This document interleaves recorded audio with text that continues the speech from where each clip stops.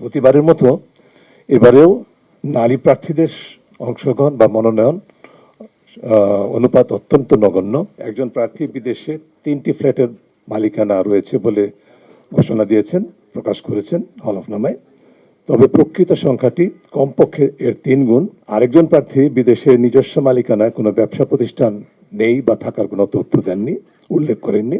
নির্বাচনী হলফনামায় প্রার্থী পরিচিতি ত্রয়োদশ জাতীয় সংসদ নির্বাচন 2026 এই শিরোনামে প্রার্থীদের তথ্য উপাত্ত তুলে ধরেছে ট্রান্সপারেন্সি ইন্টারন্যাশনাল বাংলাদেশ। নির্বাচন কমিশনের হলফনামায় দেয়া ডেটা বিশ্লেষণ করে ঋণ খেলাপি, দ্বৈত নাগরিকত্ব, নারীর অংশগ্রহণ, প্রার্থীদের পেশা, আয় ব্যয়, সম্পদের পরিমাণ, শিক্ষাগত যোগ্যতা, কোটিপতি প্রার্থীর সংখ্যা, নির্বাচনী ব্যয়, মামলার সংখ্যা প্রকাশ করেছে টিআইবি। 51টি রাজনৈতিক দলের 1981 জন প্রার্থী এবারের নির্বাচনে অংশ নিচ্ছেন। এর মধ্যে 13% স্বতন্ত্র প্রার্থী। নারীদের অংশগ্রহণ বাড়ানোর কথা থাকলেও সেটি লক্ষ্য করা যায়নি। পুরুষ 95.98%, নারী মাত্র 4.02%। জামায়াত জোটে 539 জনের মধ্যে নারীর সংখ্যা 6 জন। বিএনপি জোটে 466 জনের মধ্যে নারী প্রার্থী 24 জন।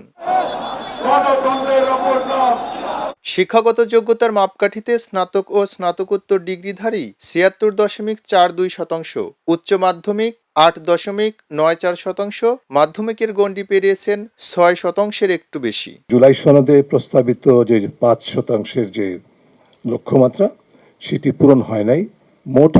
মোট যারা প্রার্থী তাদের 4.09% নারী, মাত্র 80 জন। প্রার্থীদের মধ্যে 48% পেশা ব্যবসা হলেও রাজনীতিকে পেশা দেখিয়েছেন 1.56%।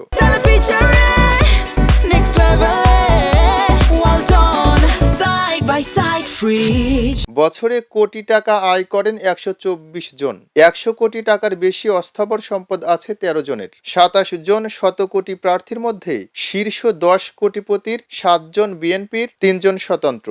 শীর্ষ কোটিপতি চাঁপাইনবাবগঞ্জ 2 এর ধানের শীষের কাণ্ডারি মোহাম্মদ আমিনুল ইসলাম। নির্বাচনে প্রার্থীরা 463.7 কোটি টাকা ব্যয় করবেন বলে জানিয়েছেন, অর্থাৎ প্রার্থী প্রতি গড় ব্যয় 22.5 লক্ষ টাকা।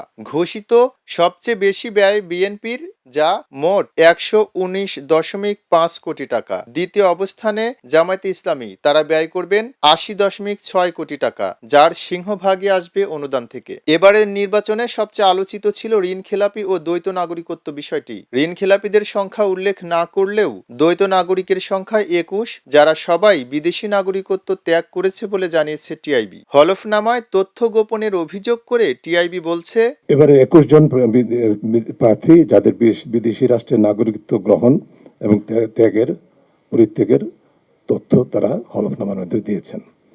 কিন্তু কমপক্ষে 2 জন প্রার্থী সম্পর্কে আমাদের তথ্য আছে, নির্ভরযোগ্য তথ্য, যে তাদের দ্বৈত নাগরিকত্ব ছিল বা আছে, তা সত্ত্বেও হলফনামায় উল্লেখ করেননি, এবং তারা দুজনেই ব্রিটিশ নাগরিক ছিলেন বা আছেন, এই তথ্য তারা প্রকাশ করেননি।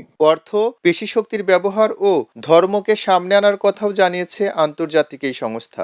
জনপ্রত্যাশা পূরণে ব্যর্থতার অন্যতম কারণ হচ্ছে যে আমাদের রাজনীতির মূল পুঁজি হচ্ছে অর্থ, পেশি এবং ধর্ম। যে দলের একজনও রাজনীতি নারী সদস্য নাই, সেটি হচ্ছে ধর্মভিত্তিক দল। তথ্য গোপন, দ্বৈত নাগরিকত্ব, ঋণ খেলাপি, পেশি শক্তির প্রভাব সহ নানান অভিযোগে অভিযুক্ত প্রার্থীরা সংসদ সদস্য নির্বাচিত হয়ে কিভাবে দুর্নীতিমুক্ত বাংলাদেশ গড়বে, সেই প্রশ্ন টিআইবির। তার মধ্যে জাতীয় রাজস্ব সবচেয়ে বেশি।